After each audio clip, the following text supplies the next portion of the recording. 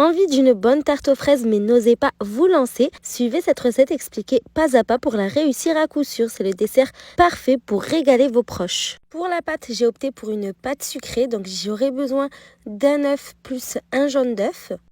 Dans un cul de poule, on va mettre 300 g de farine, 45 g de sucre glace, une bonne grosse pincée de sel, l'équivalent d'une cuillère à café de vanille en poudre.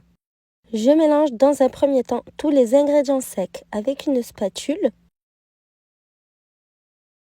Je vais ensuite ajouter 140 g de beurre mou. C'est du beurre que j'ai laissé à température ambiante pendant 2 heures pour qu'il ait bien le temps de ramollir. Et je viens presser du bout des doigts pour former une pâte.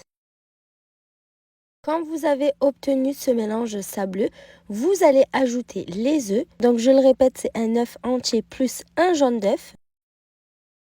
Et vous allez mélanger à la main jusqu'à pouvoir rassembler la pâte. Il ne faut pas trop la pétrir. À partir du moment où vous avez réussi à assembler la pâte, vous n'y touchez plus. Donc on va la mettre sur le plan de travail pour pouvoir mieux la travailler. Essayez de la pétrir un minimum. Vous formez une boule de pâte et vous la recouvrez de film alimentaire. Vous la laissez reposer au moins 1 heure au réfrigérateur pour qu'elle puisse se détendre. Et on s'attaque à la crème pâtissière. On va porter à ébullition 450 ml de lait, une cuillère à café de vanille en poudre. Je vous conseille de mettre une vraie gousse de vanille à la place. Moi, j'en avais plus malheureusement, mais ça fait toute la différence. Dans un autre saladier, je vais mettre 100 g de sucre, 4 jaunes d'œufs et je vais mélanger au fouet jusqu'à ce que le mélange blanchisse. Après ça, je viens ajouter 50 g de maïzena et je mélange au fouet jusqu'à obtenir un mélange homogène. On attend que notre lait atteigne le point d'ébullition et on va le verser petit à petit sur le mélange d'œufs, de sucre et de maïzena. On va bien remuer au fouet pour éviter que ça cuise les œufs. Et on incorpore le lait, comme je l'ai dit, petit à petit.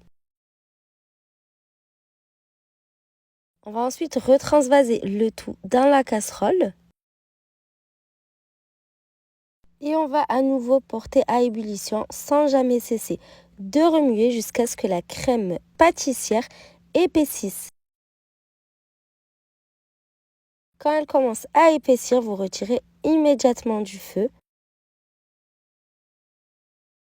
Et hors du feu, vous venez ajouter 40 g de beurre. C'est totalement facultatif, mais ça apporte beaucoup de gourmandise à la crème.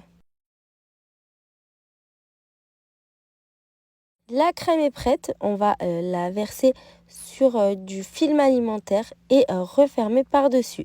On va ensuite la placer au réfrigérateur pendant 1 heure pour qu'elle puisse bien prendre et refroidir tranquillement.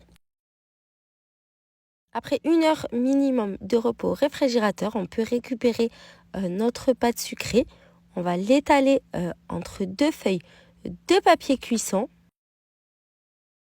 De cette façon, on va pouvoir l'étaler facilement sans la casser et sans qu'elle colle. On retire ensuite le papier sulfurisé du dessus et on dépose notre pâte étalée dans notre moule à tarte. Je n'oublie pas de préchauffer mon four à l'avance à 190 degrés et je fonce bien ma pâte dans le moule en insistant sur chaque bord. Dites-moi en commentaire si vous préférez la pâte brisée, la pâte sablée, la pâte sucrée ou alors encore la pâte feuilletée pour réaliser vos tartes. À l'aide du rouleau, je viens retirer l'excédent de pâte sur les bords. Je pique ensuite ma pâte à l'aide d'une fourchette un petit peu partout. Vous pouvez réserver votre pâte au réfrigérateur jusqu'au moment où vous souhaitez la cuire. Sinon, vous pouvez aussi passer à la cuisson tout de suite. Donc on va recouvrir la pâte de papier sulfurisé et on va mettre des lentilles. En fait, ça va servir de poids et ça va permettre au bord de la pâte de ne pas se rétracter pendant la cuisson. Je cuis mon fond de tarte pendant 30 minutes à 190 degrés et pendant ce temps-là, je coupe 400 g de fraises en fines tranches.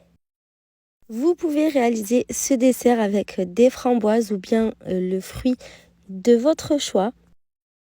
Après environ 30 minutes de cuisson, on retire le fond de tarte du four. On va retirer les lentilles. On va ensuite récupérer notre crème pâtissière qui a eu le temps de bien refroidir au réfrigérateur. On va la mettre dans un saladier et on va la fouetter quelques secondes pour la détendre, juste pour qu'elle puisse reprendre un bel aspect de crème.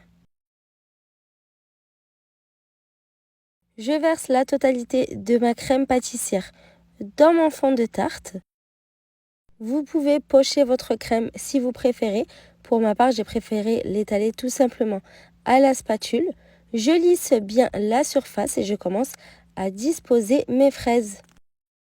Je commence par faire tout le tour de la farce en collant mes fraises sur le bord et je refais le tour cette fois dans l'autre sens. Je vous avoue que par la suite, je n'avais plus assez de fraises, donc j'ai coupé ce qu'il me restait en petits dés et j'ai mis ça au centre. Vous n'avez plus qu'à badigeonner de confiture d'abricot pour faire briller et décorer avec quelques feuilles de menthe. J'espère vraiment que cette recette vous a plu et que vous serez nombreux à l'essayer. À bientôt!